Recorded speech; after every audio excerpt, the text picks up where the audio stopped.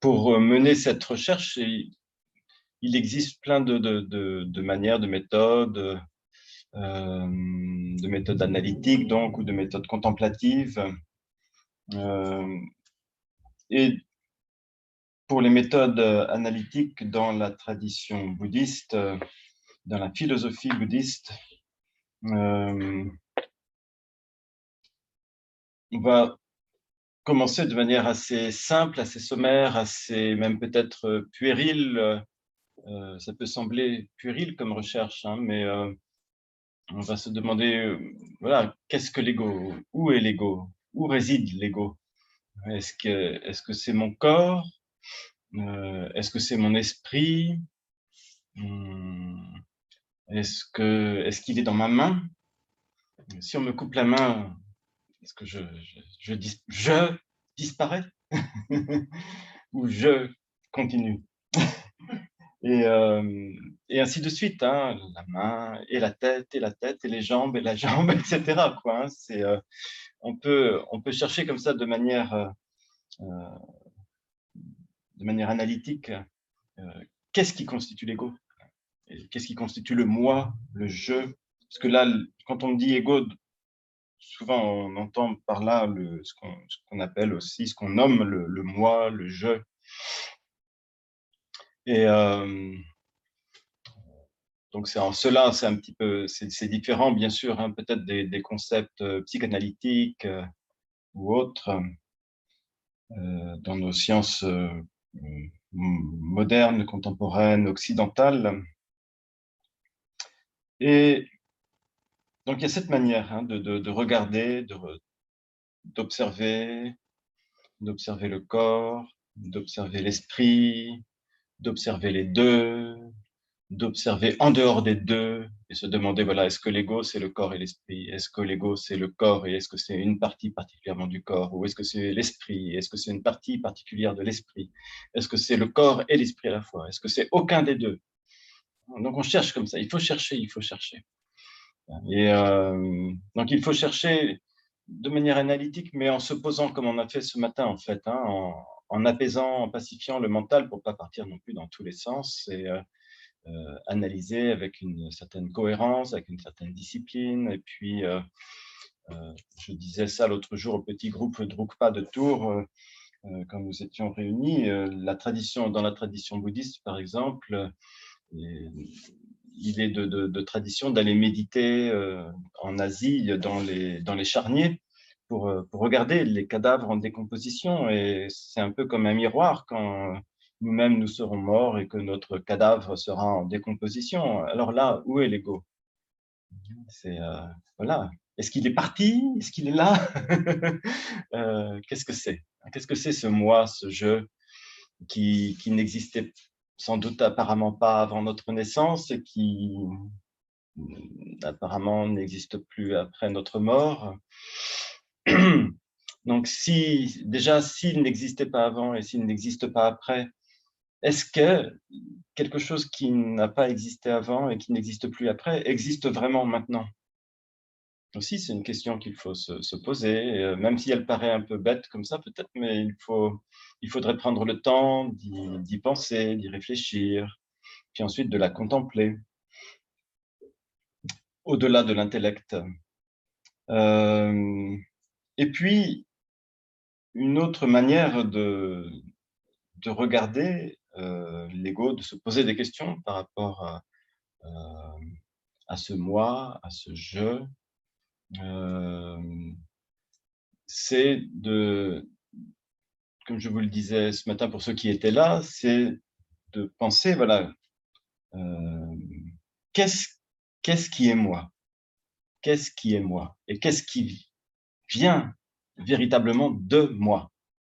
Donc déjà, notre corps est issu de l'union du spermatozoïde et de l'ovule de nos parents. Donc déjà, à l'origine, il n'y a rien de nous. C'est vraiment, on reçoit ça, où on peut dire la vie naît de l'union des gamètes paternelles, maternelles. Et puis ensuite, il faut que nous soyons nourris. Donc, c'est nos parents nous nourrissent, notre mère nous nourrit, notre père. Parfois, ils sont obligés de faire beaucoup de choses, de beaucoup travailler, faire beaucoup de sacrifices personnels pour élever leurs enfants. Et si ce sont de bons parents, ils vont faire tout ce qu'ils peuvent pour leurs parents et donner beaucoup pour leurs enfants, pardon, et donner beaucoup pour leurs enfants. Et donc déjà, pour pouvoir survivre après la naissance, il faut recevoir des autres. La nourriture, la chaleur, l'affection, etc. Tout le monde connaît ça, évidemment. Et puis, ensuite, nous grandissons et voilà, nous allons, dans nos pays, en tout cas, on a la chance de pouvoir aller à l'école, de pouvoir étudier. Et donc, tout ce qu'on apprend vient aussi des autres. Tout vient des autres depuis notre naissance. Hein, depuis notre naissance, tout vient des autres. Donc, la vie, notre vie, la nourriture, tout ce que nous apprenons vient des autres. Donc, qu'est-ce qui est de nous? Si on y réfléchit, il n'y a absolument rien. Il n'y a rien qui soit moi, tout est les autres. C'est Rimbaud qui disait « je est un autre », alors on peut l'interpréter de plein de manières possibles. Mais si on regarde qu'est-ce que le moi, en fait, il est fait des autres. Il est là grâce aux autres. Et donc, ainsi de suite, notre maison, cette salle de yoga, l'argent, la nourriture, toutes les générations qui se sont succédées, qui se sont transmises, les semences, les graines, etc., pour que nous puissions manger encore aujourd'hui. L'élément eau, la planète, tout vient d'ailleurs, hein, de la réunion des rayons cosmiques, les étoiles, etc. Les comètes qui peut-être ont apporté l'eau sur la planète, etc. Tout vient d'ailleurs, tout vient des autres. Et finalement, voilà, qu'est-ce qu'on appelle le moi, en fait? Et en plus, on y est terriblement attaché à ce moi qui n'est fait que par les autres. Donc, ça peut devenir assez vertigineux hein, quand on réfléchit ainsi, et en plus quand on médite par-dessus la réflexion sur ce sujet. Et de cette manière-là. Et donc véritablement, quand nous le cherchons, que ce soit d'une manière ou d'une autre, c'est difficile de trouver le moi. Et pourtant, c'est ce qui nous préoccupe le plus, c'est ce à quoi nous sommes le plus attachés, c'est ce que nous essayons de préserver le plus. Et oui, on peut dire c'est ce qui est à l'origine de beaucoup de nos soucis, parce que dès qu'il y a le moi, il y a les autres. Dès qu'il y a le concept de moi, la considération de moi, il y a aussi les autres. Et comme tout le monde le sait, le problème, c'est les autres, forcément. Mais nous disons non, le problème, c'est le moi, c'est pas les autres.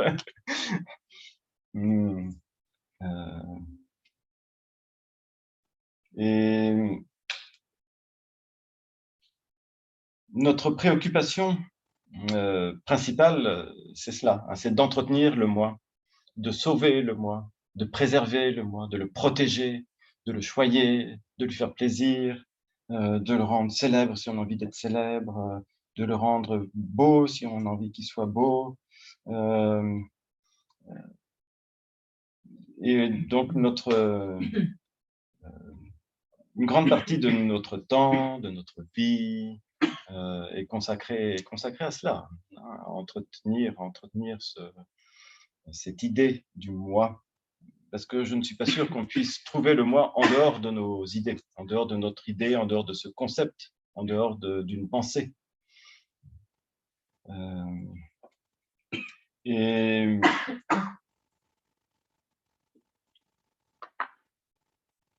comme je disais, oui, on peut tout mettre sur le dos du moi, mais donc on peut dire que le moi est responsable, mais en vérité, c'est pas tant le moi qui est responsable que la saisie qu'on en fait. Donc on peut, du point de vue philosophique, on peut dire en ne trouvant pas de réponse aux questions qu'on se pose sur le moi, quand on mène une recherche quelle qu'elle soit. Du coup, on en vient à se dire mais que le moi est quelque chose d'illusoire, en fait, hein. C'est une construction, illusoire, un agrégat, fait de différentes choses, mais s'il manque une chose, le moi n'existe plus. Donc c'est bien la preuve qu'il est fait de plusieurs choses. Et donc, de ce point de vue-là, on peut dire que c'est quelque chose d'illusoire, c'est une construction illusoire. Et nous sommes complètement pris dans cette construction et nous la saisissons. Nous la saisissons tellement que nous la cristallisons, nous la rendons réelle, on peut dire nous la réifions, nous la rendons réelle, plus réelle qu'elle n'est. Et du coup, c'est à cause de cette saisie du moi que nous saisissons aussi le concept d'autre, l'autre, les autres, autrui. Donc il y a le moi d'un côté, et puis tous les phénomènes extérieurs de l'autre, animés, inanimés, etc.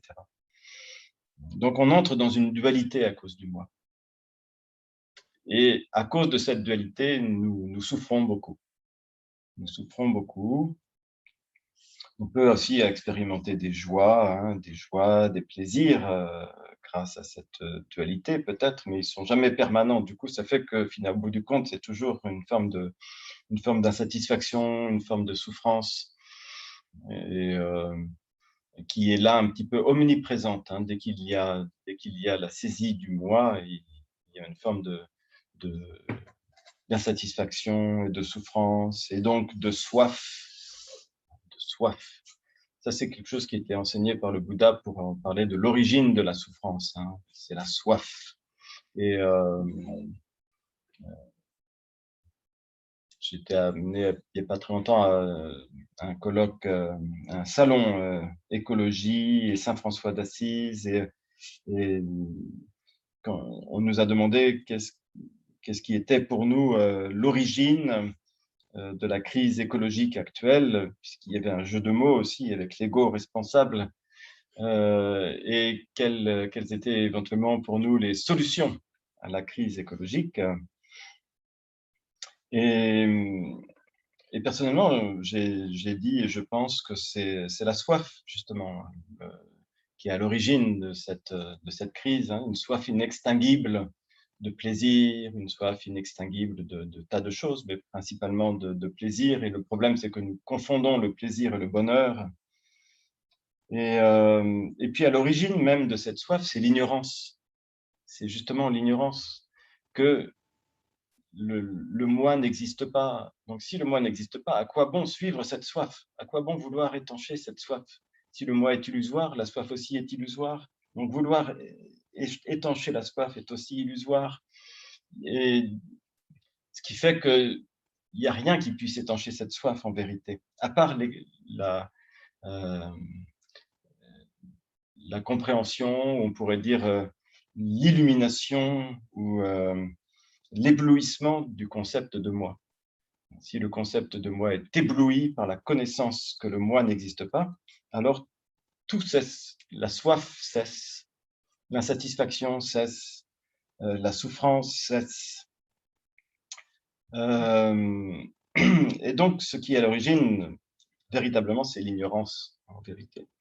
Et du coup, les moyens, les solutions pour remédier, par exemple, à la crise écologique, eh bien, c'est tout ce qui est du domaine de la connaissance. Il s'agit de connaître. Donc, bien sûr, connaître d'abord intérieurement l'illusion du moi, et puis développer toutes les connaissances possibles qui peuvent être utiles. Donc, même les connaissances scientifiques, bien sûr, doivent faire partie de cela. Mais peut-être vous avez entendu parler ces temps-ci, Mathieu Ricard, pas mal par rapport à son autobiographie. J'étais content, pas surpris. Bien sûr, ça me paraît logique que nous ayons la même approche, mais content de l'entendre parler, de l'entendre dire que en ce moment, on est vraiment dans une époque de méconnaissance. On n'est plus dans la connaissance, et dans ma tradition même, je viens de le noter dans un livre que je prépare sur la biographie de mon maître, où il est question des dégénérescences, de cette époque de dégénérescence et des cinq signes de dégénérescence. Et donc vraiment prendre le faux pour le vrai pour le faux, la confusion mentale chez les êtres, etc. Il y a beaucoup de signes qui sont vraiment, vraiment, vraiment présents et flagrants, de plus en plus flagrants actuellement. Et c'est vraiment lié à une perte de connaissance et à un refus même de la connaissance. Et donc, bien sûr, qu'est-ce qui participe de cela? C'est le moi. C'est le moi. Le moi qui préfère parfois être aveugle, qui préfère vraiment se mettre un bandeau devant les yeux. Euh, et, et donc, véritablement, le problème n'est pas tant le moi, puisque même dans la tradition bouddhiste, hein, par exemple, on dit c'est important d'avoir un ego équilibré pour pratiquer le chemin spirituel. Il faut d'abord avoir un ego équilibré pour pratiquer un chemin spirituel, sinon on risque complètement de se perdre dans un chemin spirituel.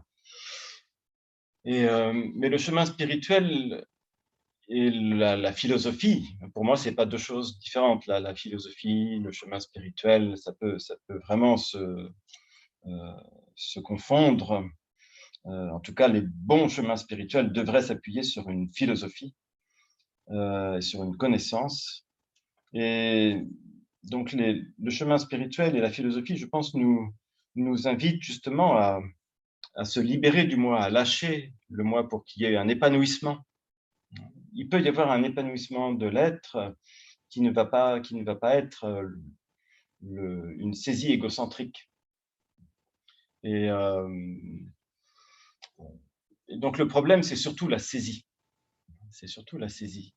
Donc, la saisie, ça veut dire c'est une forme d'attachement et puis de cristallisation en quelque sorte. Hein. On se cristallise sur soi-même, on se cristallise sur sa personne, et, et en faisant cela, tout devient en fait problématique. Ça veut dire que on s'attache à certaines choses, on s'attache à des idées, et puis du coup, on a de la répulsion pour d'autres, pour les idées des autres ou pour d'autres idées. Ou si on considère qu'une chose devrait être ainsi et pas comme elle est, alors il faut changer, il faut absolument changer cette chose. Mais si nous ne parvenons pas à changer cette chose, eh bien, petit à petit, euh, sans nous en rendre compte, on va rendre cette chose insupportable et on va développer de la répulsion pour cette chose. Parce que tout simplement, nous n'acceptons pas qu'elle soit comme elle est. Et nous voudrions la changer, mais nous ne le pouvons pas. Et du coup, ça devient insupportable. Et d'où beaucoup de problèmes dans notre monde et dans notre société. Donc, je pense que beaucoup de problèmes, comme non seulement l'écologie, mais tous les problèmes viennent de là, en fait. Hein. Les guerres viennent de là. Et donc, quand on dit égo, qui dit égo dit aussi identification. Il n'y a pas très longtemps, en Vendée, j'ai fait une conférence pour une association de philosophie sur identité et identification. Et donc, justement, la saisie de l'ego, bon, je dirais, à un niveau normal, voilà, ça fait qu'on a une identité. Et nous avons tous besoin d'une identité, je pense. Hein. On ne peut pas vivre sans identité. Et puis, euh, dans nos sociétés modernes, euh, voilà, nous avons tous besoin d'avoir une carte d'identité, d'être identifié à quelque chose comme ça. Mais si nous-mêmes, en plus de cette identité, bien sûr, qui n'a rien de vraiment négatif, parce que nous sommes nés dans un pays particulier, avec une langue particulière, avec une culture particulière, avec des coutumes particulières, hein, avec des coutumes alimentaires, vestimentaires, peut-être religieuses, politiques, avec la démocratie, par exemple, maintenant. Et voilà, tout ça participe de notre identité. Mais si en plus nous surajoutons à cette identité et nous voulons nous identifier très fort à quelque chose qui est déjà de cette identité ou qui est autre chose de cette identité, alors l'identification renforce le moi. Ça renforce le moi. Le moi, comme je vous disais tout à l'heure, s'identifie et le moi est très content de s'identifier à tous les rôles possibles, imaginables. Donc, tout dans tous les domaines. Donc aussi bien aussi bien sûr du point de vue religieux, du point de vue ça peut être du point de vue militaire, du point de vue spirituel, du point de vue philosophique, du point de vue de peut-être de monter à cheval, d'être un cavalier, d'être ceci, d'être cela. On s'identifie à ce que l'on fait. D'ailleurs, on le voit dans notre manière de parler. Quand on veut demander à l'autre qui il est, on a du mal à dire qui nous sommes. Qu'est-ce qu'on devrait dire? Qu'est-ce qu'on peut dire? Et souvent, quand on pose cette question, souvent l'autre dit, ou nous-mêmes nous disons, on s'identifie à quelque chose. On dit peut-être on s'identifie à notre métier, c'est souvent ça. Hein. Et on dit rarement, je suis un homme, je suis une femme. En fait, ça ne nous suffit pas, ça. Après, il faut l'âge, il faut la profession. Du coup, avec la profession, déjà, on cerne plein de choses, peut-être le niveau de vie, etc. Et puis, où est-ce qu'on habite. Donc, on a besoin de plein de renseignements, en fait, pour se décrire. Et les maîtres spirituels, comme par exemple, il y a un maître très connu, Chogyam Trungpa, qui a été un de ceux qui a introduit le bouddhisme tibétain en Occident, notamment aux États-Unis. Il y a beaucoup, beaucoup de livres de lui, traduits en français. Chogyam Trungpa disait cela, hein, qu'on s'identifie vraiment énormément à toutes ces choses qui constituent notre panoplie, en quelque sorte. Et alors qu'en vérité, tout ce qu'on pourrait répondre, et même un être, ce qu'on appelle, nous, un être éveillé, un Bouddha, si on lui demande qui êtes-vous, normalement, il ne pourrait guère répondre autre chose que de dire je suis 5 agrégats. Je suis 5 agrégats. Je suis l'agrégat du corps, de la forme matière, l'agrégat des sensations, l'agrégat des perceptions, l'agrégat de la volition et l'agrégat de la conscience. Voilà, je suis ça, je suis ces 5 agrégats. Il ne va pas dire je suis monsieur un tel, je suis monsieur Bouddha, ou monsieur Gautama, ou monsieur Siddhartha. Et le Bouddha lui-même, par exemple, dans le sutra du diamant, c'est très important, hein, dans ce sutra, il dit ceux qui me voient, ceux qui croient voir le Bouddha ou qui voient le Bouddha dans ma forme, donc dans la forme du Bouddha tel qu'il est représenté en statue, en image, etc. Et à l'époque du Bouddha historique dans sa forme vivante, disent cela ne me voit pas, cela ne voit pas le Bouddha. Mais ceux qui voient et qui comprennent la coproduction conditionnée, les 12 maillons de la chaîne de coproduction conditionnée, cela voit le Bouddha. Donc, le Bouddha, c'est une compréhension. C'est l'éveil, c'est une compréhension. Et le mot Bouddha lui-même n'est pas un nom propre, c'est un adjectif. Donc, quand on veut dire qui nous sommes, en fait, en vérité, nous devrions dire, voilà, je suis un agrégat, un agrégat de différentes choses qui est impermanent et qui est contingent et qui s'est agrégé à un moment et qui va se désagréger plus tard. Donc, c'est tout ce que nous pouvons dire. Après, notre nom, même notre nom, il ne vient pas de nous, il est donné par nos parents en général. Le prénom, le nom, rien n'est de nous. Pourtant, on est complètement identifié à notre nom. Hein, Si je dis vos prénoms, tout de suite vous réagissez, et moi de même, on s'identifie énormément à notre prénom. Et je pense, d'un certain point de vue, que notre prénom nous marque beaucoup. Les sonorités de nos prénoms doivent vraisemblablement nous marquer, participer aussi de la construction de notre personnalité. Et d'un autre point de vue, d'un point de vue un peu plus secret, un peu plus yogique, je dirais quand, comme je vous l'avais déjà indiqué peut-être ici déjà, pour ceux qui étaient là, quand on dit dans la tradition yogique, et quand on enseigne sur la vitalité, sur l'énergie vitale, et quand on veut faire des pratiques de longévité, etc., on dit, mais comment est-ce que vous montrez quand vous dites moi je, qu'est-ce que vous faites, qu'est-ce qu'on fait naturellement quand on dit moi je et qu'on veut se pointer du doigt, hein? Où est-ce qu'on pointe le doigt? Vous faites l'expérience de se dire moi je, et où est-ce que vous pointez votre doigt? Souvent c'est là, très souvent c'est là. Si on le fait avec la main droite, je ne sais pas pour les gauchers, mais souvent c'est là. Et quand on dit moi je et qu'on pointe le doigt là, c'est exactement, en général, la plupart des êtres humains pointent le doigt exactement à l'endroit qu'on appelle la cavité cardiaque. Et c'est là, on dit que siège l'énergie vitale de chaque être, et qu'on représente dans la tradition des tantras par la syllabe nri de couleur verte, il me semble, et qui a son siège ici. Et donc, nous sommes aussi de l'énergie. Nous sommes aussi de l'énergie.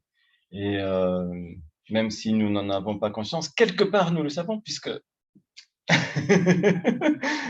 le doigt va vers ça, cette énergie vitale. Donc voilà, nous sommes faits de plein de choses, tout ça pour dire que voilà, l'ego en tant que tel, il n'y a pas une entité. C'est pour dire ce qu'on appelle l'ego, ou ce qu'on peut appeler le moi, le je, que les Anglais appellent I. C'est juste, en anglais, c'est juste un bâton. Le moi, c'est juste un bâton. Et quand on est mort, c'est juste un tiret entre deux dates, un trait d'union entre deux dates. Donc, voilà ce que nous appelons le moi. Donc, c'est juste ça. Tout ça pour ça. Tout ce cinéma. Tout ce cinéma pour ça. Et nous sommes dans les traditions de l'Inde, pas seulement bouddhistes, je pense même dans les traditions hindoues, brahmaniques, et même dans le soufisme, on parle du filet d'illusion. Nous sommes prisonniers dans ce filet d'illusion. Dans les traditions hindoues, souvent on parle du filet d'Indra, filet d'Indra. Oui, c'est comme une toile, un filet, oui. C'est comme le net, notre net, Internet imite le filet d'Indra. Et nous sommes prisonniers de cela. Et c'est ce que l'on dit aussi d'ailleurs actuellement par rapport à Internet. On dit, certes, ça nous donne peut-être l'impression d'ouvrir, d'avoir un regard sur d'autres choses, sur le monde, mais en vérité, ça nous renferme quelque part aussi. Ça peut être très enfermant. Et donc, nous sommes prisonniers de cette illusion. Il y a un très, très beau texte, un texte vraiment magnifique, malheureusement, je l'ai oublié, de Kabir. Je ne sais pas si vous connaissez Kabir, c'est un grand mystique, un grand saint et poète qui était vraisemblablement à l'origine du soufisme, et donc qui était dans la tradition hindoue aussi. Et il y a un très très beau poème de lui qui dit à peu près ça. Je me suis pris dans le filet de Maya, l'illusion, et du coup, je suis pris dans le moi, et c'est mon erreur, c'est ma grande erreur, et donc il fait le souhait de se libérer de cet emprisonnement du moi, de cette saisie du moi. Et, donc, quand nous parlons par exemple, de chemin spirituel et de voie d'éveil, les grands maîtres disent que la voie de l'éveil, voilà, elle va dans un sens, et le chemin du moi, il va dans l'autre sens. On ne peut jamais, jamais, jamais suivre les deux à la fois. C'est impossible. Donc, ça, il faut le savoir. Soit on va vers l'éveil, soit on va vers le moi. Mais comme moi, je le dis souvent d'une autre manière, en disant que c'est pas le moi qui peut atteindre l'éveil. Le moi ne peut pas atteindre l'éveil. C'est pas le moi qui s'éveille. Donc, c'est vraiment deux chemins antinomiques, complètement. Et cependant, nous aimerions bien que, quand même, on garde un peu du moi en allant vers l'éveil, que ce soit le moi qui aille vers l'éveil. Quand même, on n'a pas envie de lâcher tout ce qui est du moi. C'est bien confortable, je dirais, le moi. Là, par là, c'est très inconfortable, en fait, parce qu'il n'y a plus rien à quoi s'identifier. Il n'y a plus rien à quoi s'identifier, donc c'est très difficile. On peut le voir dans nos vies, dès qu'on lâche quelque chose, il y a un peu d'appréhension. Il y a l'appréhension peut-être de l'inconnu. Et notre problème, c'est que nous faisons confiance au moi. Et même pour atteindre l'éveil, nous avons tendance à faire confiance au moi, et pourtant, il nous dupe. Il ne cesse de nous mettre des obstacles, il ne cesse de nous présenter des fausses voies. Et c'est pour ça que, par exemple, dans le bouddhisme tibétain, où le maître spirituel a une place tellement importante, que souvent, les très grands maîtres disent « mais je n'ai pas de disciple ». Actuellement, de nos jours, il n'y a personne qui est capable de me suivre comme un vrai disciple. C'est plus possible. C'est plus possible. Plus personne n'est prêt à renoncer au moi. Donc, c'est une voie très difficile, très exigeante, qui peut être abrupte. Après, il y a des maîtres qui sont aussi très gentils, très habiles, qui vont d'abord caresser le moi dans le sens du poil. On dit les maîtres, ça fait partie des 4 attraits. Ce qu'on appelle les 4 attraits, c'est quatre manières dont les maîtres peuvent attirer à eux les disciples ou guider les disciples. Et donc, le premier, au début, s'ils voient que le disciple n'a pas de grande capacité, ben voilà, ils vont être vraiment gentils avec lui, ils vont l'écouter, ils vont demander « qu'est-ce que tu aimerais ?» Un peu de chocolat. Oh. Et donc, voilà, après, il y a des maîtres qui sont moins comme ça, mais il y en a qui ne sont pas du tout comme ça. Et ça me fait penser à un lama indien qui est originaire de l'Himachal Pradesh en Inde, et qui avait suivi un maître tibétain et qui était son disciple et son serviteur. Et un jour, ce lama demande avec d'autres de ses confrères, demande à leur maître un enseignement.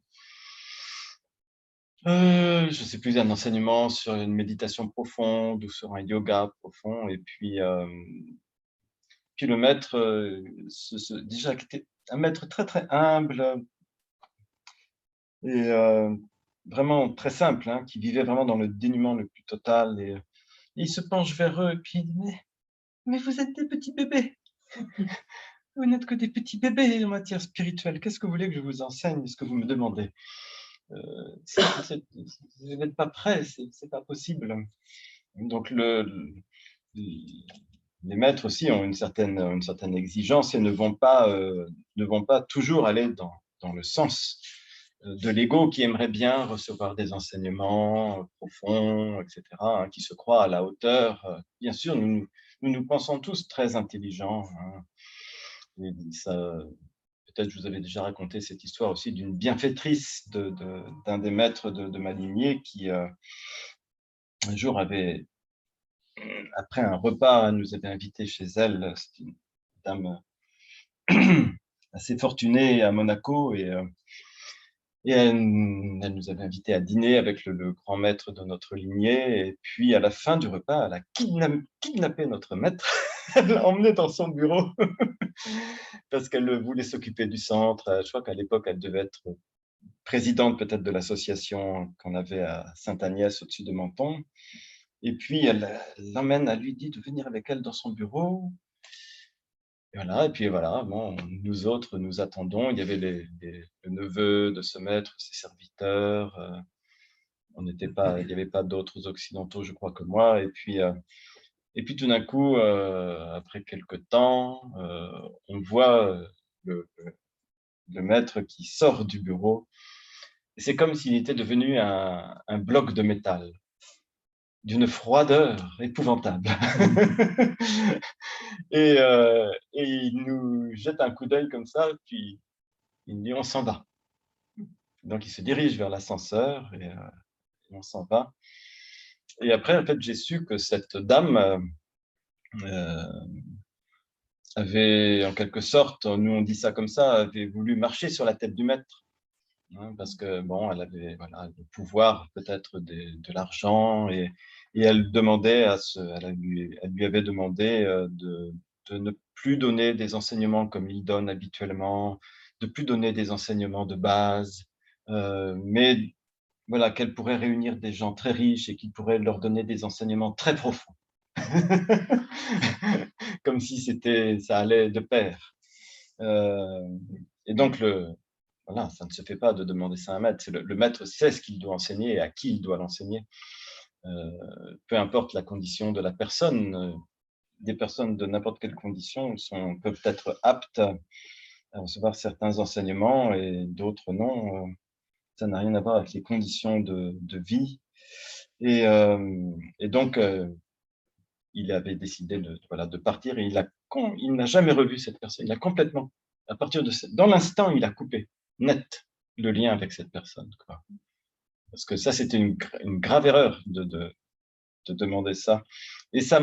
Et ça montrait justement une identification et, et un ego malheureusement trop fort, trop présent. Alors après, euh, dans la tradition spirituelle, on dit un maître ne peut jamais abandonner quelqu'un en esprit ou dans son cœur. Donc même s'il coupe une relation, qu'il n'y a plus de relation humaine, ni de communication avec une personne, cependant, le maître garde la personne dans son cœur. Et on dit bien aussi dans nos traditions que plus l'ego est fort, plus l'éveil est prêt aussi, parce que ça peut aussi se renverser. La situation peut complètement se renverser. Euh, par des moyens habiles, il suffit parfois de certaines circonstances pour que tout d'un coup, il y ait un éveil, même si la saisie égocentrique était très forte. Donc,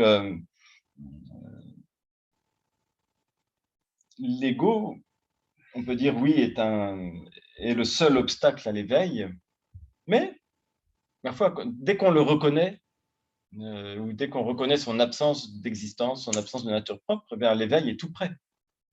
Donc finalement, il n'est pas si mal cet ego. On dit souvent comme ça que les choses ne sont jamais toutes noires, jamais toutes blanches, jamais toutes positives, jamais toutes négatives. Et, euh, et du coup, il en va de même pour l'ego. La seule erreur que nous faisons, c'est de le saisir et d'être pris nous-mêmes, de nous prendre nous-mêmes dans notre propre saisie et dans cette construction illusoire du moi. J'ai pensé vous regarder quelques petits textes, juste comme ça, en passant, pour vous donner des petites citations, une que j'ai retrouvée par hasard en cherchant d'autres, une de Drukpa Kunle, notre fou divin du Tibet dans notre lignée au XVIe siècle,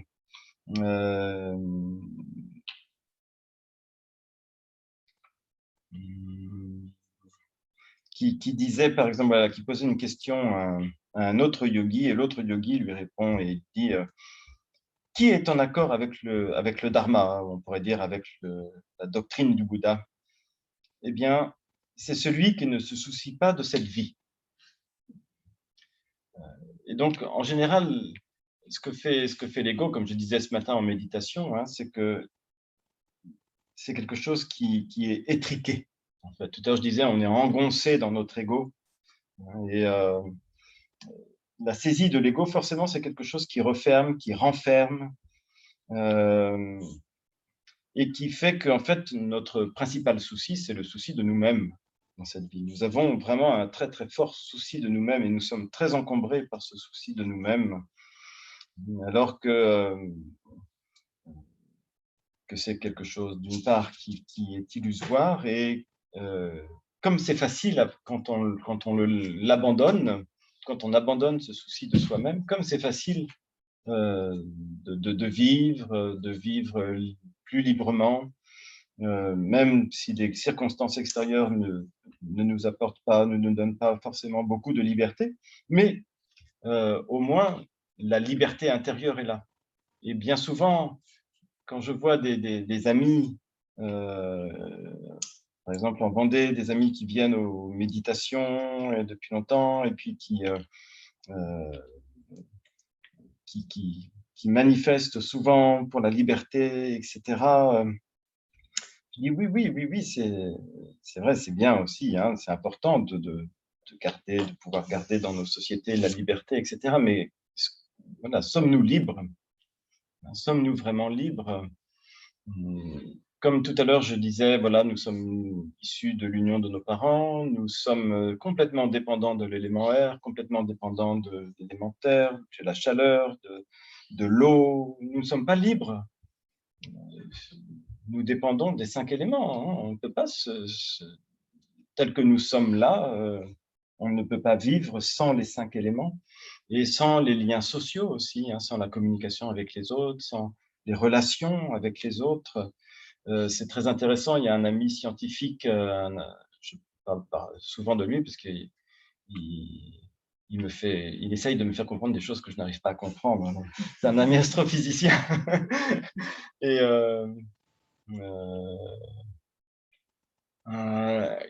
quand il parle des rayons à ultra haute énergie qui traversent l'univers, qui traversent notre planète, qui traversent notre corps, hein, à chaque instant, il y a des rayons d'ultra haute énergie qui sont à très, très, très, très haute énergie, à tellement haute énergie qu'on ne les sent pas, qu'on ne les perçoit pas. Et le seul moyen de les percevoir, de savoir qu'ils existent, c'est de disposer ce qu'ils appellent des télescopes, mais qui n'a rien à voir avec, ça n'a rien à voir avec des télescopes tels qu'on les entend, ni même, ce ne sont même pas des paraboles, mais ce sont des petites choses qui sont disposées ici et là avec de l'eau, avec des choses dedans. Et en fait, la seule chose que l'on puisse détecter de ces rayons à ultra haute énergie, ce sont des petites particules qui vont laisser des traces. Et ce sont des particules qui accompagnent ces rayons, ce ne sont même pas les rayons eux-mêmes. Et donc, on détecte ces rayons par les interactions qui existent autour de ces rayons. Et des fois, je me dis, mais nous-mêmes, c'est ça aussi. Hein, ce à quoi nous nous identifions, notre identité, si on y réfléchit bien, notre identité, elle est faite en fait des interactions que nous avons avec les autres. S'il n'y avait pas les autres, on pourrait même pas, voilà, dire, on pourrait pas avoir un métier et s'identifier à un métier ou à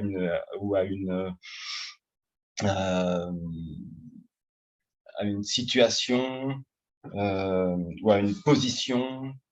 Et donc tout ce que nous sommes et tout ce à quoi nous nous identifions n'existe que en fonction des interactions que nous avons avec les autres. En dehors de ça, il n'y aurait pas grand-chose, on serait perdu.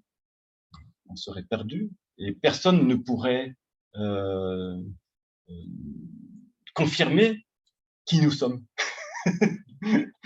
Si nous étions absolument seuls, uniques, personne ne pourrait confirmer qui nous sommes. Que ce soit voilà, professeurs de yoga, moines bouddhistes, professeurs des écoles, agriculteurs, docteurs, etc. Il n'y aurait personne, on n'aurait aucun rôle, personne ne pourrait confirmer qui nous sommes.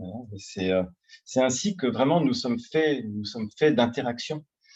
Et donc là aussi, dans cette vision-là, dans cette acceptation-là, on ne peut pas trouver un moi qui existe vraiment de manière indépendante. Donc quand on dit que le moi n'existe pas, ce n'est pas qu'il n'existe pas du tout. On admet qu'il existe en tant qu'agrégat, en tant que composé de plusieurs choses et en tant que structure composée et impermanente qui apparaît à un moment, qui va se désagréger à un autre moment. Mais du point de vue philosophique, on ne peut pas accepter ni aboutir en fait comme conclusion à dire que le moi est une entité autonome et existante vraiment. D'ailleurs, du point de vue philosophique, on dit ce qui existe vraiment, si quelque chose existe vraiment, il doit exister toujours, pour toujours, depuis toujours et tout le temps. Or, dans tout ce que nous percevons, ce que nous connaissons, il n'y a rien de tel qui existe depuis toujours, de manière éternelle et de manière complètement autonome, indépendante. Donc c'est ça, c'est pour ça qu'on ne peut pas non plus trouver l'ego. C'est parce que c'est pas quelque chose qui soit indépendant et qui soit existant de manière absolue. C'est pas quelque chose qui existe dans l'absolu. C'est quelque chose qui existe du point de vue relatif. Donc c'est conditionné, c'est impermanent et c'est composé. Et donc ce que dit un grand maître, par exemple, dans un texte sur la méditation profonde, sur le Mahamudra, par rapport à cela, il dit l'auto-manifestation qui n'a jamais eu d'existence est faussement prise pour un objet. L'autoconnaissance, sous l'emprise de l'ignorance, est faussement prise pour un moi. Par la puissance de cette dualité, nous errons dans l'immensité du samsara. Puissent être déracinés les méprises issues de l'ignorance. Donc c'est vraiment cela, c'est vraiment cela. C'est ce qu'on appelle le moi, c'est une autoconnaissance. Et c'est quand on saisit cette autoconnaissance, on se connaît soi-même, on croit se connaître soi-même. En fait, on se connaît jamais soi-même vraiment complètement. Je pense même la psychanalyse ne peut pas permettre de se connaître vraiment soi-même. Peut-être la méditation, oui, mais autrement, d'une manière ordinaire, quand on se dit, mais je me connais bien. Non, on ne connaît pas grand-chose. On croit connaître, hein. Bien sûr, on peut connaître et reconnaître notre personnalité. Il y a des choses que nous connaissons en nous, mais est-ce que nous connaissons notre véritable nature, notre nature profonde? Qu'est-ce que c'est la nature profonde? C'est ça que l'on cherche en méditation. Et c'est seulement quand on découvre ce qu'est notre nature profonde que justement on peut dire qu'il n'y a rien à connaître, il n'y a personne à connaître, il n'y a pas de moi à connaître. Et donc c'est pourquoi après sur le chemin spirituel lui-même,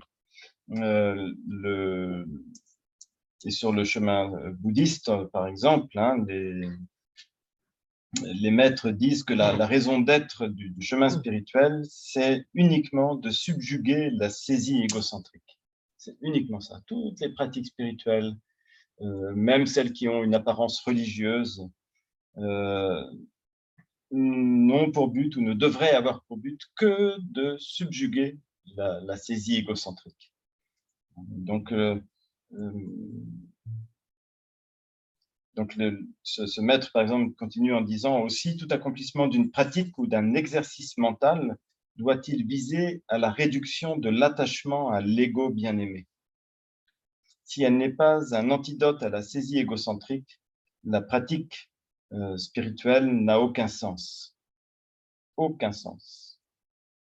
Ce critère étant ce qui détermine la vraie pratique de la fausse. On dit que c'est la balance qui pèse le pratiquant. Donc, si nos pratiques renforcent notre saisie égocentrique, elles ne servent à rien.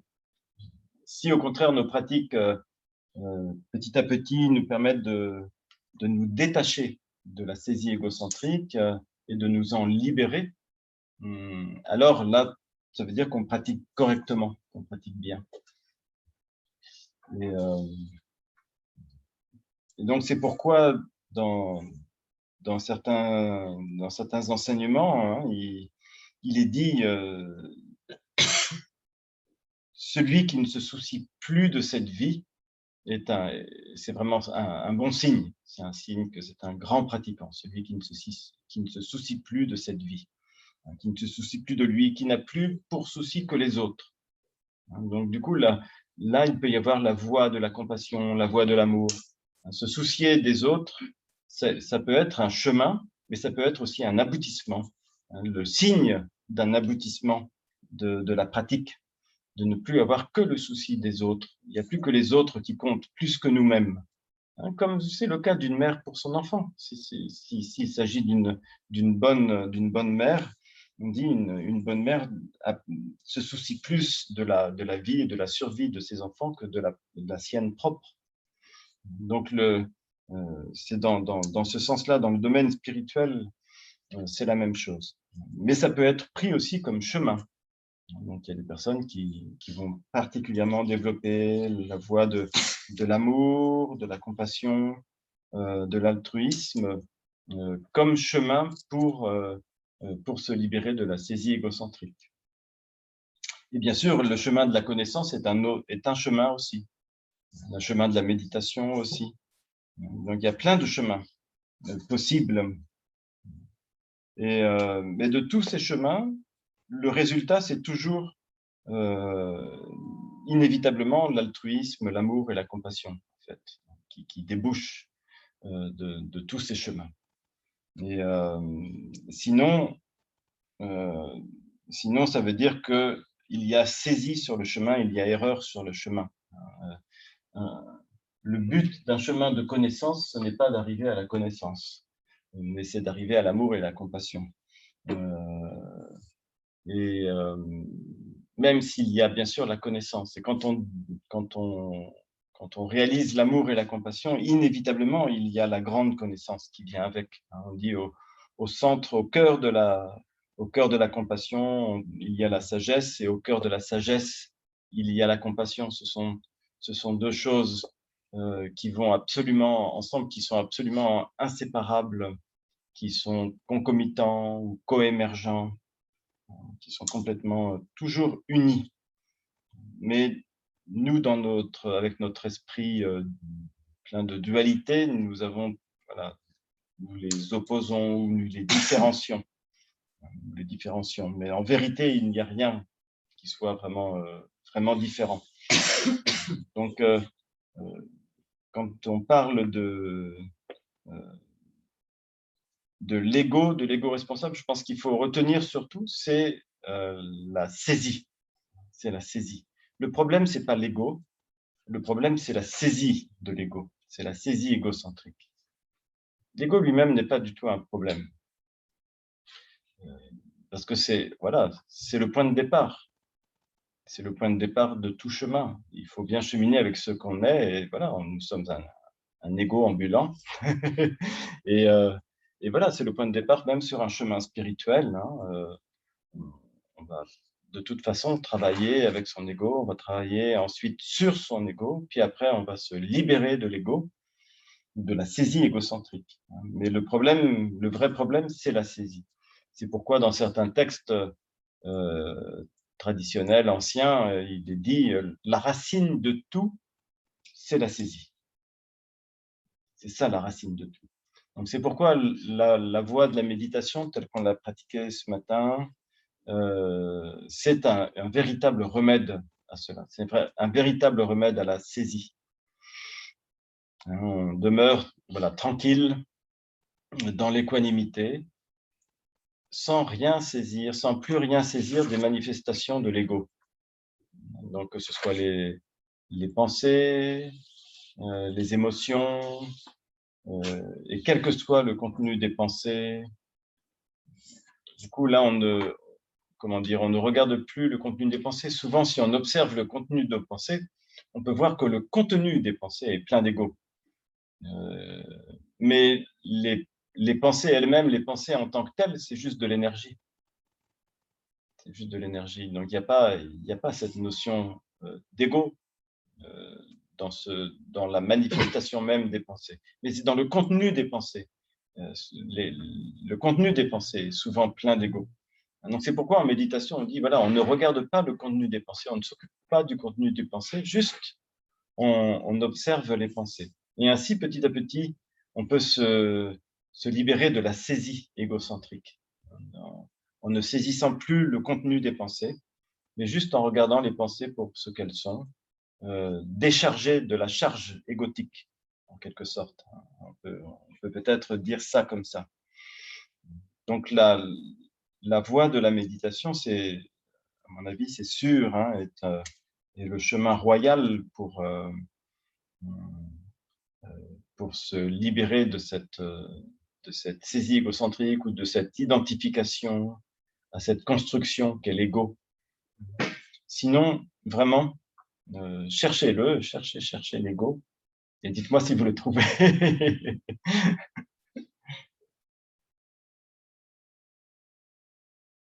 Et si vous le trouvez, alors peut-être on peut dire qu'il est responsable, je ne sais pas, mais faut-il encore le trouver?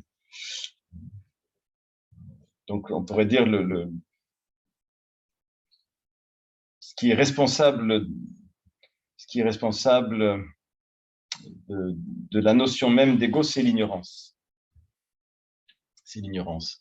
Et ce qui est aussi responsable des émotions, c'est l'ego. Les émotions dites négatives, hein, bien sûr.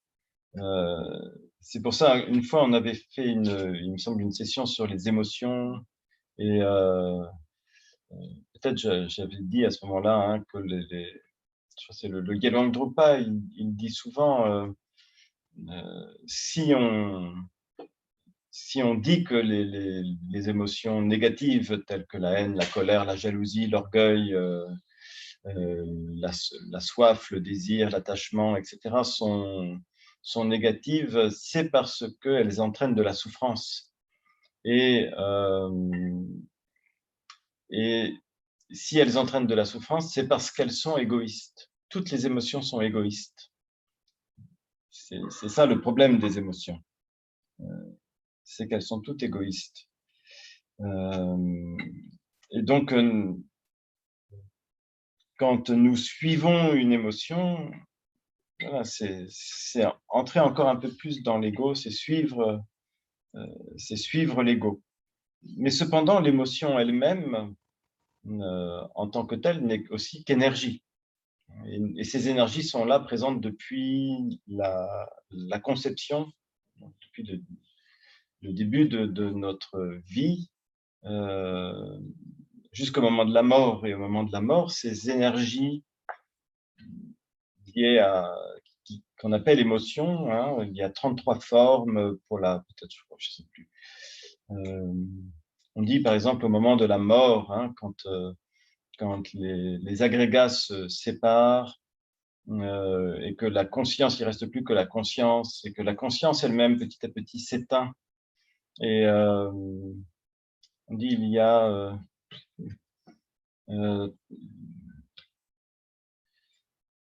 les 33 manifestations issues de la colère, hein, les 33 manifestations de conscience issues de la colère se dissolvent. Et puis, je ne sais plus combien de manifestations de conscience issues du désir se dissolvent. Et puis, finalement, je ne sais plus combien de formes de manifestations de conscience issues de l'ignorance se dissolvent. Donc, ce qu'on appelle les 3 grands poisons mentaux, l'ignorance, le désir, attachement et la haine, colère, ce sont des énergies des énergies qui sont présentes et qui apparaissent lors de la conception et qui se dissolvent un instant au moment de la mort avant de réapparaître dans l'état intermédiaire. Donc ça veut dire que c'est présent, c'est constitutif de ce que nous sommes, et ce sont des énergies en fait. Mais dans cette vie, et quand le moi se construit, puisque bien sûr, quand nous naissons, on est vraiment dans l'ignorance, dans l'inconscience, et petit à petit, on saisit les choses, et petit à petit, on reconnaît les choses, on les sent, on les voit, puis on les reconnaît, et du coup, on les rend réels, on les réifie, puis il y a la volonté qui intervient, et donc tout cela devient, la construction se fait comme ça, la construction du moi, et il est important que le moi se construise. Et les personnes qui choisissent ensuite, plus tard, un chemin spirituel, elles sont plutôt dans le dépouillement par rapport à tout ça, et dans une sorte de déconstruction en fait, de déconstruction. Mais ça ne veut pas dire qu'il y a perte de personnalité. Souvent, il y a une confusion par rapport à ça. Ça ne veut pas dire qu'il y a une perte de personnalité. Ce n'est pas renier sa personnalité, etc. Chacun garde sa personnalité. C'est simplement la saisie. C'est simplement la saisie qui petit à petit va s'apaiser, va s'amenuiser et va pouvoir laisser la place à la connaissance. Parce que la saisie, c'est vraiment comme une ignorance. Donc voilà ce que je peux peut-être dire aujourd'hui sur l'ego, responsable ou irresponsable.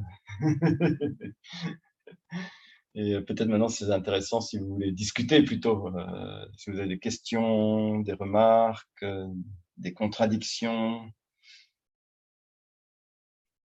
À condition que rien ne vienne de l'ego. Hein.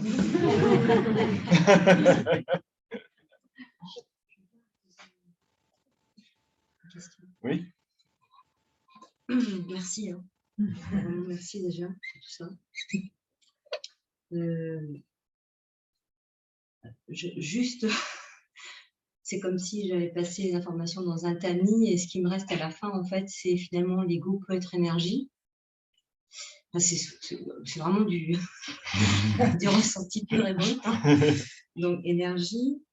Et en fait, j'ai beaucoup de questions qui me sont venues pendant votre conférence, et je me dis si finalement l'ego égale, enfin, si finalement la construction du moi passe par cette, enfin, si on trouve dans la construction du moi, dans ce qui constitue le moi, toutes ces émotions, voilà, tout ce qu'on vient de mettre dans le panier, qu'on considère que ces émotions sont de l'énergie, finalement tout ça c'est de l'énergie.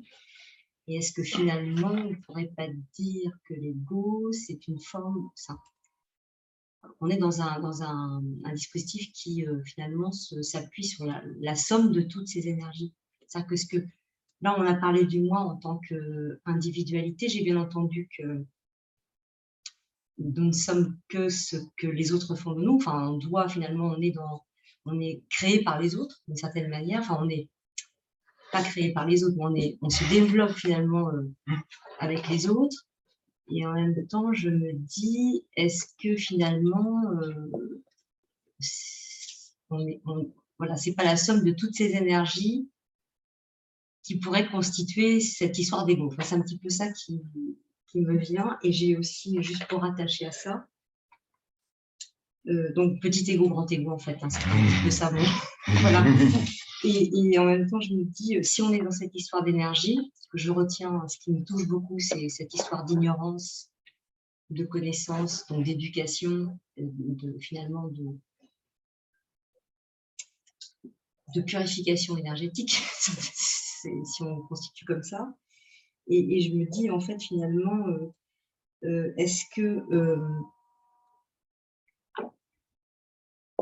c'est un peu compliqué, mais est-ce qu'on n'est pas aussi dans une configuration où on a un blocage? Parce que si on prend notre monde d'aujourd'hui, on parle de méconnaissance. Donc, ça veut dire qu'on a connu, on a su, on a été dans une ère d'accessibilité à la connaissance. avec une sorte de dégénération, de dégénérescence de l'accession à la connaissance. Moi, je l'ai entendu comme ça, voilà, dans l'histoire de l'humanité. Donc, est-ce qu'on n'est pas dans une espèce de bataille énergétique où on a une énergie qui bloque l'accès à la connaissance pour une partie de, on va dire, de l'humanité, hein, ça, donc une espèce de, voilà, donc d'histoire d'énergie forte, d'énergie un peu plus faible, l'énergie faible n'étant pas forcément, forte n'étant pas forcément répartie sur la collectivité des individus qui peuplent la planète, mais voilà. Donc c'est un peu ça qui m'anime dans tout ce que vous venez de dire. Pour moi, il y a une histoire d'énergie, une histoire de cycle énergétique vertueux ou pas vertueux, avec peut-être des forces qui en dominent d'autres.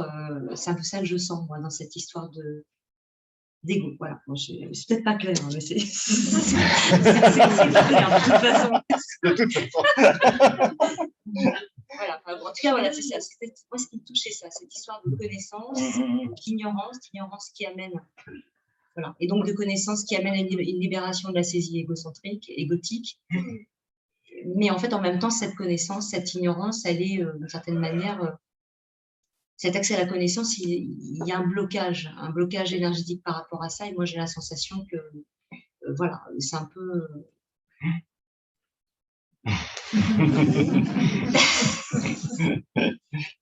Oui, de toute façon, l'ego, c'est la confusion. Voilà. Merci. Mais en fait, si vous voulez, aussi, ça nécessite, je pense, quand on parle ainsi, là, vous avez eu tous la grande politesse de m'écouter, moi qui suis très ignorant pourtant, mais après, voilà, c'est bien aussi, c'est vrai, normalement, de prendre du temps, de penser par soi-même, de méditer, parce que c'est là qu'on va trouver les réponses, si vous voulez. Moi, je suis pas forcément là pour asséner des vérités ou donner des réponses, mais bon, donner des pistes de réflexion, de recherche, et puis peut-être des sujets de méditation. Et ce que vous dites, oui, en quelque sorte, oui, et ça me fait aussi penser, par exemple, il suffit de se référer à ce que disent les astrophysiciens actuellement, quand on dit qu'il y a combien de pourcentage de matière inconnue, de matière noire, ce qu'on appelle la matière noire qui n'est pas noire, mais de matière noire dans l'univers, on ne sait pas du tout ce que c'est, et c'est ce qui constitue principalement l'univers, on ignore tout à fait ce que c'est. Donc il y a beaucoup d'ignorance, nous avons beaucoup d'ignorance. Mais après, voilà, la connaissance, c'est comme chez les Grecs anciens, comme dans le bouddhisme, on dit le plus important, c'est pas de chercher à l'extérieur, mais c'est de chercher à l'intérieur. Donc par l'introspection, par la contemplation intérieure, là, des lumières peuvent surgir, peuvent nous éclairer. Et effectivement, ceci n'est pas autre chose que de l'énergie. Donc, que ce soit l'ignorance ou la connaissance, ce sont deux énergies aussi. Et ça fait en même temps, voilà, je vous ai parlé ça de la dégénérescence. C'est vrai qu'actuellement, c'est particulièrement flagrant au niveau des signes, de ce qu'on appelle les 5 dégénérescences, c'est particulièrement flagrant. Cependant, ça fait des siècles et des millénaires qu'on parle de dégénérescence. Chaque génération dit, voilà, les maîtres Milarepa au XIIIe siècle et le Bouddha à son époque parlaient déjà d'époques de dégénérescence. Mais c'est vrai que ce sont des longues époques.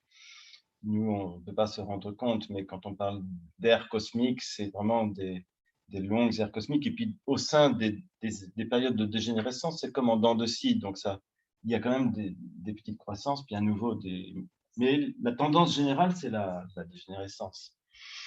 Donc, peut-être on est plus particulièrement vers le bas, mais c'est comme ça. Et comme tout, c'est comme tout à deux faces en fait. Comme c'est de l'énergie, en soi, ce n'est ni négatif ni positif. Et donc, c'est nous, et disons que le moi rend tout ça négatif, et l'éveil rend tout ça positif. Si on peut résumer comme ça, si vous voulez. Hein. C'est-à-dire que ce qu'on considère comme étant négatif, les émotions dont je parlais, la haine, la colère, la jalousie, etc. Oui, on dit que ce sont des poisons mentaux, qu'il faut les pacifier, les éradiquer, ou les transformer, etc. Mais en fait, dès qu'on reconnaît leur nature, leur véritable nature, c'est-à-dire qu'ils n'ont pas d'existence propre, ça n'a pas d'existence propre, c'est juste contingent, les émotions apparaissent en fonction de ce que l'on vit, de ce que l'on éprouve, et puis de ce qu'il y a en nous, déjà, de potentiel. Mais dès qu'on reconnaît la nature d'une émotion négative, c'est une sagesse. Donc, j'avais dû les citer, par exemple, la colère, c'est la sagesse semblable au miroir, le désir, c'est la sagesse du discernement, etc. Et donc, l'ignorance, c'est la grande connaissance.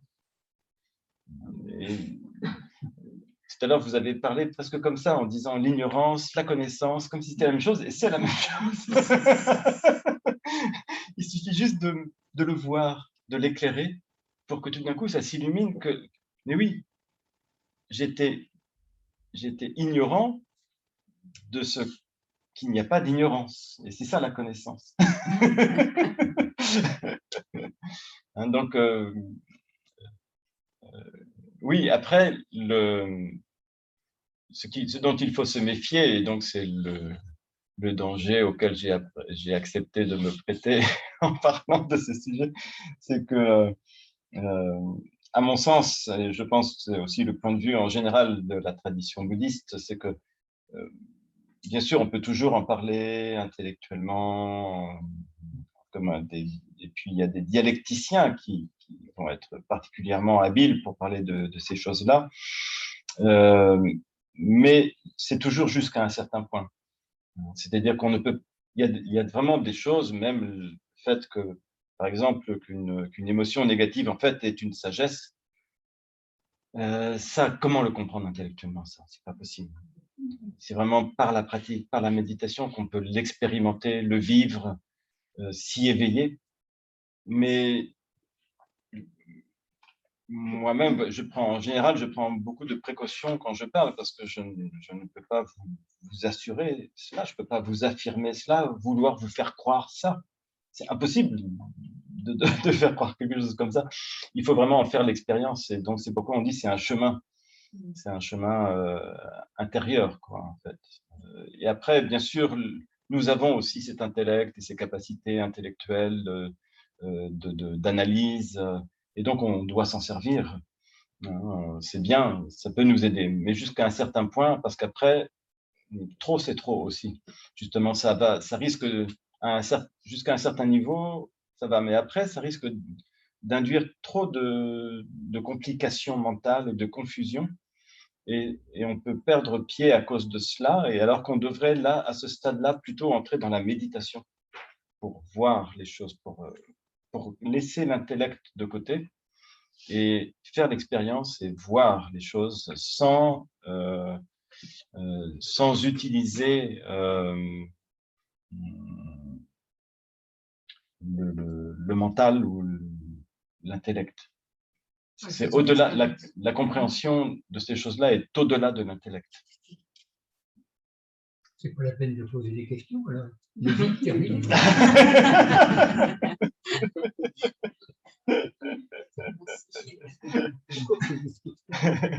Après, il ne faut pas non plus se complaire dans l'ignorance.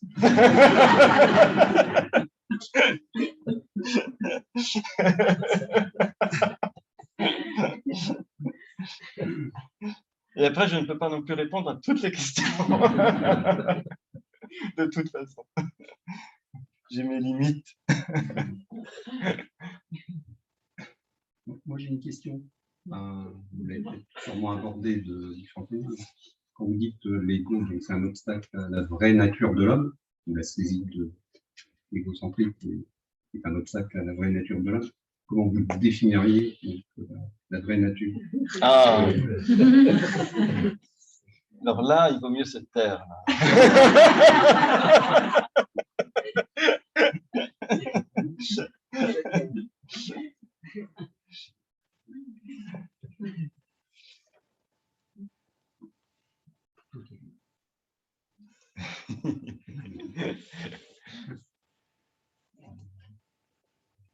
Là, justement, alors, quand on parle de la véritable nature, là, on se situe plus au niveau de ce qu'on appelle la vérité ultime, et plus trop dans le domaine de la vérité relative. Et donc, c'est vrai, véritablement, là, les maîtres, en tout cas dans ma lignée, il y a des lignées qui sont plus intellectuelles, où ils vont faire des débats, jusqu'à épuisement du mental. Enfin, épuisement de l'intellect et de la dialectique. Mais dans ma lignée, on recommande de ne pas trop en parler. Parce que justement, ça fait perdre, alors, quand on en parle en tant que pratiquant spirituel, en tant que pratiquant de méditation, quoi, parce qu'on dit ça en fait perdre la saveur, ça en fait perdre la bénédiction. Voilà. Et mais ce qui n'empêche qu'on en parle quand même. Donc, donc ce qu'on peut en dire en tout cas, c'est que la véritable nature se situe au-delà justement d'une existence ou de ce dont je parlais tout à l'heure, d'une entité qui existerait véritablement de manière intrinsèque. Donc ça se situe au-delà de toute conception possible. C'est pour ça qu'on ne peut pas en parler, parce que si c'est pas concevable, ce n'est pas exprimable non plus. Donc là, on entre dans ce qu'on appelle l'inexprimable et l'inconcevable. Cependant, il y a quand même des textes sur le sujet. Il y en a même beaucoup. Et, mais c'est pour le comprendre, pour en développer une véritable compréhension, ce n'est pas une compréhension intellectuelle, c'est une compréhension expérimentale d'abord, puis une compréhension qui va être ensuite du domaine de la réalisation spirituelle, de la réalisation intérieure, si vous voulez. Et c'est pour ça que jusqu'à un certain niveau de pratique de méditation, les maîtres ne vont pas parler de cela, ne vont pas donner d'introduction à cela, à la véritable nature. Et ce qu'on appelle le véritable maître spirituel dans ma tradition, le maître racine, c'est celui qui donne l'introduction, ou qui en tout cas nous mène jusqu'à ce que nous découvrions cette véritable nature. Et donc on en parle toujours en termes, souvent en termes négatifs, en disant voilà, c'est indicible, c'est impensable. Et en même temps, on dit c'est trop proche pour qu'on puisse le voir, c'est trop facile pour qu'on puisse le comprendre. C'est tellement proche, c'est tellement facile. Mais nous sommes tellement compliqués que nous ne le percevons pas. Et souvent, on dit, les maîtres en plaisantant disent de cette nature que c'est comme quelqu'un qui n'arrête pas de nous téléphoner, mais on ne répond jamais. C'est la chanson Gaston, il y a le téléphone qui sonne. C'est omniprésent. Je veux dire, c'est une présence omniprésente. Parfois, les maîtres disent, voilà, c'est ce que sur un chemin spirituel, par exemple dans la tradition du Vajrayana bouddhiste tibétain, on va identifier au maître, on identifie la nature au maître, et donc à force de méditer sur le maître, on ressent l'omniprésence du maître, et petit à petit, il y a une identification, et grâce à cela, on va trouver, la véritable nature va se dévoiler. C'est comme un dévoilement. Un dévoilement. Pour l'instant, on dit c'est recouvert de voile, c'est recouvert du voile cognitif de l'ignorance, et des voiles cognitives de toutes les pensées, de tout ce qui encombre notre mental, et c'est recouvert aussi du voile émotionnel. Les émotions aussi nous empêchent de percevoir cette nature qui est comme un éblouissement, comme on peut le comparer aussi. Souvent, on en parle en termes de clair-lumière, hein, quand on dit clair-lumière, attention, mais quand on dit clair-lumière, ça veut dire clarté, vacuité. Clarté, vacuité. Donc, si on veut décrire, on la décrit, on la nomme, cette nature, si vous voulez. Hein. On dit, dans à certains niveaux de la voix, on va parler de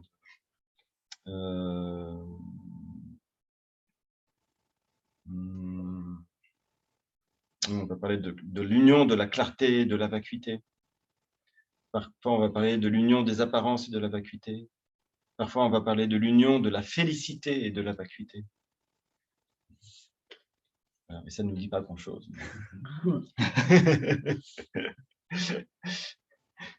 En tout cas, inévitablement, c'est de l'ordre de la vacuité. C'est ça parce que ça n'a pas d'existence propre. Ça n'a pas d'existence en soi. Donc, ce n'est pas quelque chose sur lequel on puisse mettre le doigt. Ce n'est pas quelque chose qui est présent là, là, là, quelque part. C'est comme l'ego aussi, hein, on ne peut pas le trouver. Et donc,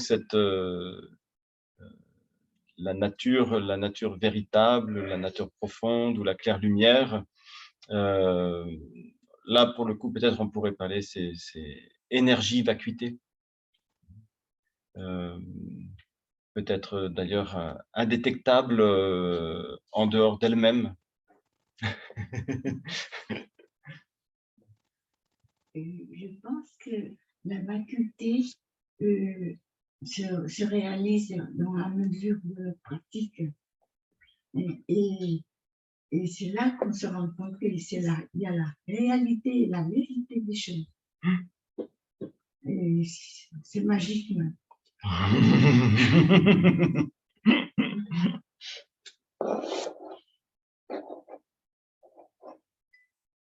Est-ce qu'on ne peut pas expérimenter ça dans des choses très dans des expériences très furtives? Oui. Par exemple, comme des synchronicités. Enfin, oui. Je trouvais les mots, c'est pas évident, mais voilà, c'est comme des. Mon ami astrophysicien, justement, vient de faire un texte sur la synchronicité. Mais oui, on peut avoir des éclairs, des flashs, comme on dit, ou des étincelles d'éveil. Bien sûr, oui, parce que c'est omniprésent, de toute façon, c'est présent. Donc, on pourrait dire, entre guillemets, quelque part, comme on dit, quelque part, on y a accès. Et quelque part, ça se manifeste, ou on pourrait même dire, ça se manifeste tout le temps. L'ignorance est une manifestation de la claire lumière. Tout est manifestation de la claire lumière. Tout ce que nous percevons à l'extérieur, c'est la projection. C'est une projection. Tout à l'heure, dans le texte, il était question d'auto-manifestation. Donc, concevoir que prendre tout ce qui existe, la manifestation comme étant réellement existante, c'est l'erreur, c'est de le prendre comme étant réellement existant, mais en vérité, c'est une manifestation de la claire lumière. Tout. Rien n'y échappe. Tout est dans ce même texte, à un moment, il est dit tout est cela, rien n'est pas cela. mais justement, là, on est en dehors de l'ego et c'est incompréhensible pour l'ego. Et l'ego ne veut absolument pas comprendre ça. Il n'a pas envie, l'ego a très peur de ça. L'ego a peur d'être ébloui par la claire lumière. Il a très peur. Et donc, c'est pourquoi il préfère manger des chocolats, ou faire ceci, faire cela, se lancer dans tel projet. Et voilà, on n'arrête pas de se divertir parce que c'est insupportable. La claire lumière est insupportable pour l'ego. Donc, du coup, on n'arrête pas de se divertir. On préfère de loin aller faire un tour de vélo. Mais après, quand on est dedans, je pense que les maîtres nous montrent que voilà, quand ils sont voilà, dans la claire lumière, dans cette réalisation, dans cet éveil, eh ben, on peut très bien, ça n'empêche pas d'aller faire un tour de vélo. Et de manger du chocolat. Mettre des chiments. Buvez les bouteilles de whisky. Mais oui, mais oui. Je voulais savoir, le Satori, c'est permanent une fois qu'on y est arrivé. Alors justement, Le Nirvana ou le Satori. justement, dans le zen, il y a plusieurs niveaux de satori. Il y a des satori, oui, il y a des satori qui vont être juste une expérience et qui ne seront pas du domaine de la réalisation, mais qui sont du domaine de l'expérience. Et puis il y a le grand satori qui, lui, est vraiment du domaine de la réalisation et qui, lui, est permanent, oui. Mais vraiment permanent. C'est intéressant. Oui, c'est ce que j'avais dû vous parler sur le plan yogique, par exemple. Hein, on dit quand c'est... Alors, justement, de nos jours, il y a tellement... Voilà, on est dans un centre de yoga. Il y a beaucoup de professeurs qui enseignent, par exemple, le Kundalini Yoga, par exemple. Et c'est assez dangereux. Et donc, les gens qui font des expériences de Kundalini Yoga et qui perdent pied après, c'est justement parce qu'ils ont fait une expérience. Les souffles ont pu pénétrer soit en partie, soit complètement dans le canal central, mais n'y sont pas restés. Et voilà. Donc c'était une expérience. Et eux, ils croient peut-être soit qu'ils sont arrivés, ou alors ils ont la grande souffrance que ça n'ait pas duré. On dit l'éveil total, c'est quand tous les souffles de la confusion, tous les souffles des pensées illusoires, des pensées dualistes pénètrent le canal central et y demeurent de manière définitive. Et donc là, c'est l'éveil. Voilà. Sur le plan yogique, on l'explique comme ça. Et sur le plan vraiment de l'éveil ou des satori, voilà, et c'est là on dit dans la voie de la méditation. Ce matin, je parlais de méditer avec précaution.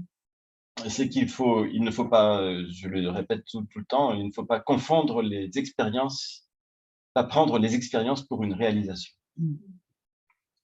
Sinon, ça devient vraiment très embêtant. Ça devient embêtant et puis c'est une souffrance. Ça devient compliqué. Donc, il ne faut pas confondre expérience et réalisation. Et donc, c'est pour ça il y a des expériences qu'on peut vivre, bien sûr. Hein. Mais c'est ce qu'on peut appeler des petits satori. Et le grand satori, c'est vraiment définitif. Ouais. Après, c'est sûr, il y a des progressions. Hein. Par exemple, dans le véhicule bouddhiste des bodhisattvas, on dit il y a 10 terres de bodhisattva. Et certaines personnes, voilà, parmi nous, peut-être qu'il y a des bodhisattvas, hein, je ne sais pas. Il y a des êtres qui peuvent atteindre la première terre de bodhisattva, la deuxième terre de bodhisattva, etc. Et je crois que c'est à partir de la 8e terre seulement qu'on ne peut plus retomber. Après, ça devient vraiment définitif. Mais les premières terres, en tout cas, de bodhisattva ne sont pas définitives. Il y a encore là, le risque de retomber sous l'emprise des émotions, de la saisie égocentrique, bien qu'on ait des expériences, qu'on puisse avoir des expériences, faire des expériences, qui semblent pour les humains peut-être extraordinaires. Mais pour les saints, justement, c'est ce que je disais l'autre jour à une conférence interreligieuse sur Saint François d'Assise. Pour les saints, pour eux, ce qu'on appelle les miracles, pour eux, ce n'est rien que de très naturel. Ça n'a rien de miraculeux du tout. Pour eux, c'est l'ordinaire. Puisque rien n'existe, tout est possible. Donc, il n'y a pas de blocage, il n'y a pas d'impossibilité. Et pour eux, c'est l'ordinaire. Pour nous, ça nous semble, parce que c'est nous qui faisons, les maîtres disent, c'est nous qui faisons le miracle de tout solidifier, de tout rendre réel, solide, alors que rien ne l'est. Donc, c'est nous les magiciens qui rendons les choses réelles alors qu'elles ne le sont pas. Mais nous avons de grands pouvoirs. D'un point de vue scientifique, la physique quantique se rapproche un peu de Bien sûr, oui, cette chose-là, quand même. bien sûr, oui, oui. La science et la spiritualité, comment ça se rejoint Oui, de manière très concrète. oui. Ça nous étonne peut-être chez nous en France, hein, mais je crois que c'est par exemple en Angleterre, hein, la philosophie et les mathématiques n'ont jamais été vraiment séparées. C'est des disciplines qui peuvent s'étudier ensemble et qui peuvent s'aider l'une l'autre, se soutenir l'une l'autre, alors qu'en France, c'est toujours tout est très séparé. Certainement que les égos ne sont pas placés au même endroit dans les deux. Peut-être.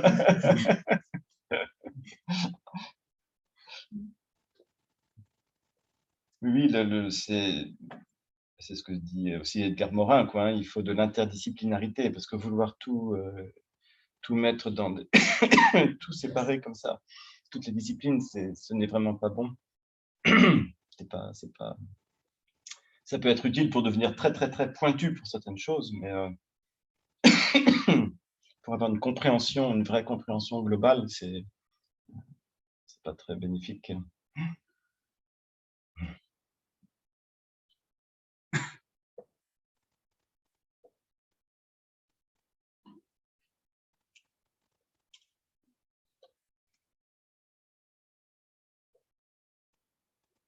Donc oui, pour ce que vous disiez, Charlotte, sur la vacuité, hein, c'est que tout simplement, la vacuité, c'est que les choses sont vides de nature propre. Et donc, c'est le cas de l'ego, ce qu'on appelle l'ego. Et, et on dit souvent, on croit que certaines choses existent vraiment alors qu'elles n'existent pas, et puis il y a des choses qui n'existent,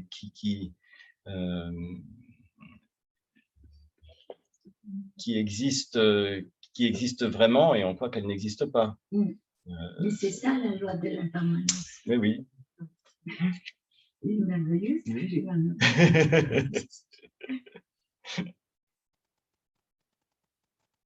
Donc, ce qu'il faut vraiment surtout bannir, voilà, c'est ce qui est du domaine de la croyance. Et nous, en fait, je pense qui que nous soyons, nous avons vraiment tendance à croire en l'ego. C'est ça le problème, quoi. Et donc, on voit il y a des dérives extrêmes à partir de là. Il y a des dérives extrêmes, hein, tous les extrémismes, quels qu'ils soient, politiques, religieux, c'est cela. Hein, même la notion de Dieu, c'est une notion qui peut accompagner un chemin, un vrai chemin spirituel, mais c'est aussi une notion qui peut devenir complètement démoniaque si on s'identifie à cette notion et qu'on y croit, et qu'on croit que c'est ça la vérité, l'unique vérité. Et c'est le problème après de vouloir imposer cette vérité. Donc, ce que je disais l'autre jour aux amis du groupe Drukpa, c'est que nous avons la chance, les bouddhistes ont la chance d'avoir deux vérités. La vérité relative et la vérité ultime. Ça résout tous nos problèmes. Donc, on dit de manière relative, tout existe. Mais de manière ultime, rien n'existe. Et en fait, la vraie vérité, c'est l'union des deux. C'est que tout est là, mais rien n'est là par soi-même. Rien n'existe par soi-même. Et pourtant, tout se manifeste. C'est ça le grand secret, en fait. Hein. C'est ça le grand secret de la vacuité. C'est que la vacuité rend toute manifestation possible, mais il n'y a aucune manifestation qui n'existe par elle-même, qui n'existe en soi. Tout est fondamentalement vide, mais cependant, tout peut apparaître, tout peut se manifester. Donc, aussi bien le positif, le négatif, le neutre. Et nous, voilà, nous devons évoluer là-dedans, jongler avec tout ça. Et c'est pour ça que vous disiez que c'est dangereux. Oui, oui, oui. Oui, parce que le problème de l'ego et le danger de l'ego, c'est qu'il s'accroche. Et déjà, on y croit, et puis l'ego lui-même croit et s'attache à ses pensées, s'attache à ses opinions, et construit des opinions et s'y attache. Et, et c'est très difficile de s'en défaire quand il y a un attachement. C'est vrai. Très, très difficile. Et c'est ça qui fait souffrir. Mais une fois qu'on a une compréhension, on saisit. Mais la compréhension peut aussi aider justement à moins saisir. Et donc, c'est la compréhension d'une part, et puis la pratique méditative d'autre part.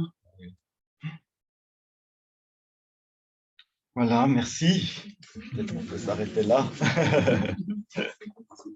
Merci.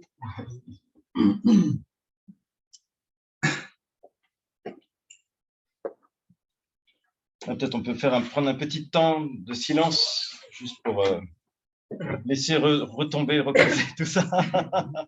On a beaucoup cogité.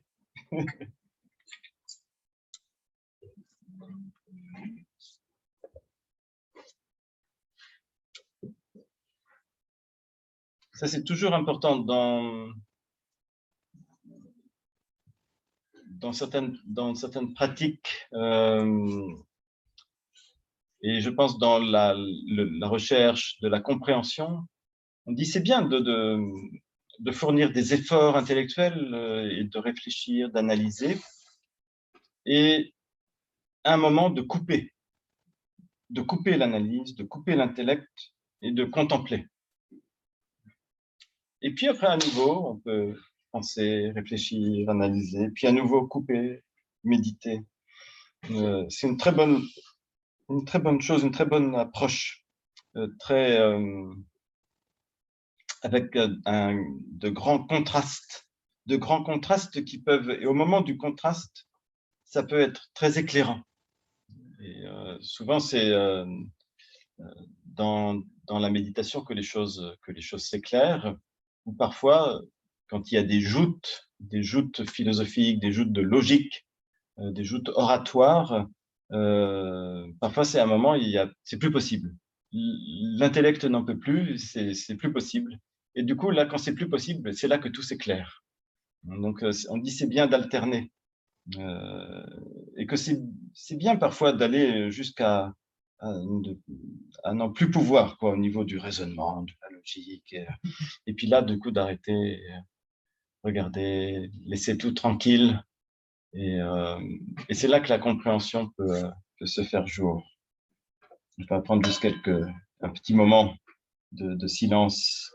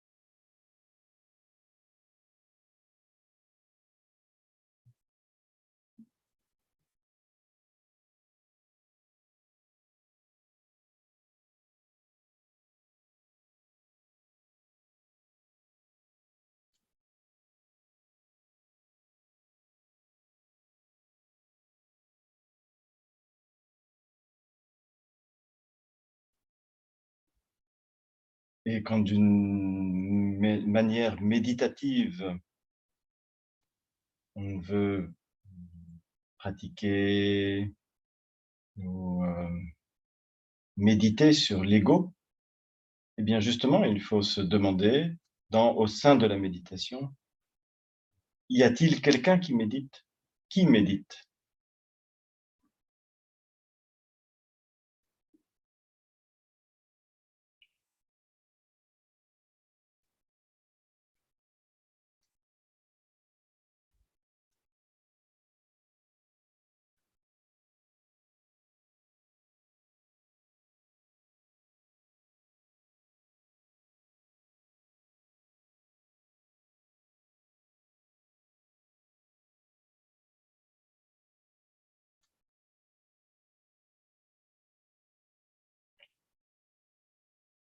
D'habitude, quand nous méditons, enfin pour les débutants, souvent en tout cas, nous méditons sur un objet extérieur ou sur la respiration comme objet de méditation, comme support de méditation.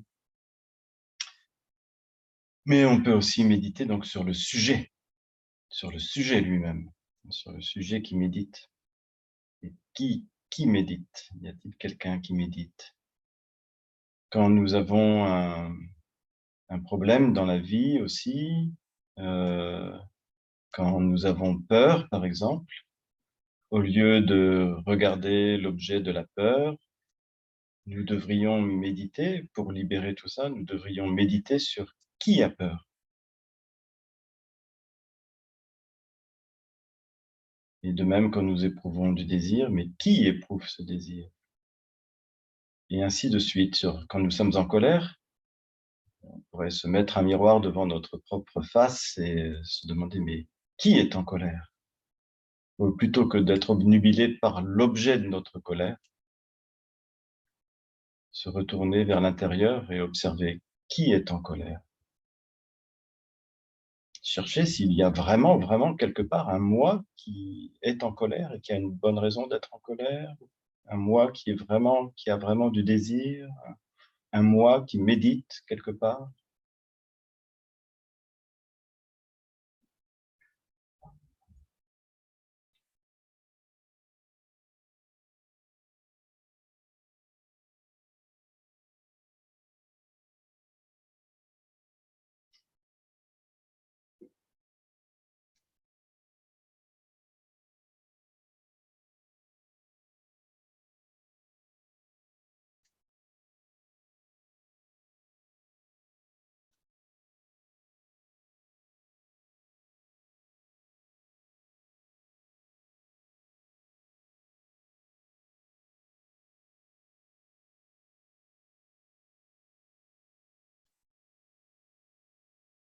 Donc chercher ainsi, c'est vraiment le grand moyen pour se libérer de la souffrance.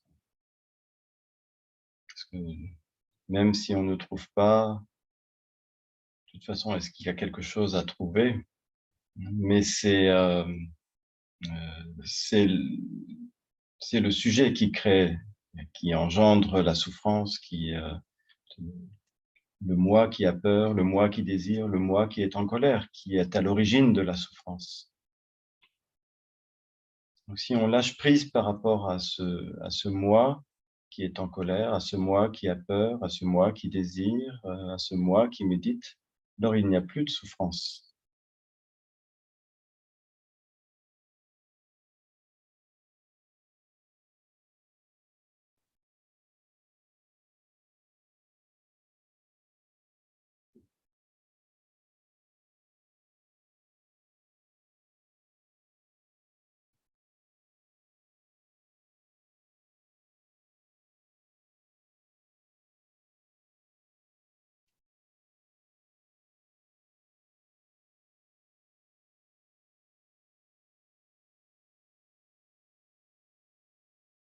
Et puis finalement, on peut faire le souhait que cette compréhension, cette méditation puisse rayonner pour le bien des êtres, pour le bien de l'humanité, pour le bien des êtres, que tous les êtres puissent avoir accès à cette compréhension et à cette méditation sur l'absence de peur, l'absence de moi, et la compréhension profonde, hein, qui libère des souffrances.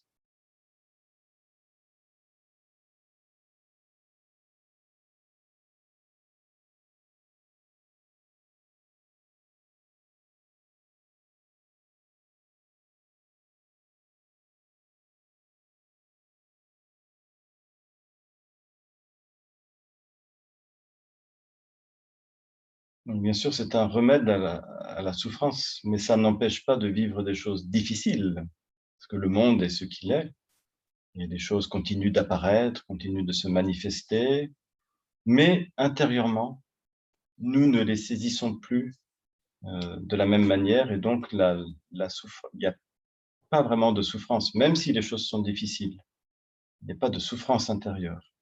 Donc, il ne faut pas confondre, il ne faut pas s'imaginer que voilà, on va se retrouver, c'est comme tout va devenir comme un paradis. En un sens, oui, mais ça n'empêche pas les difficultés.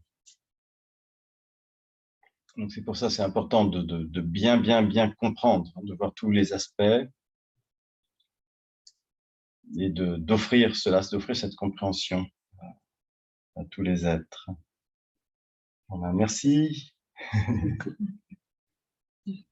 Merci.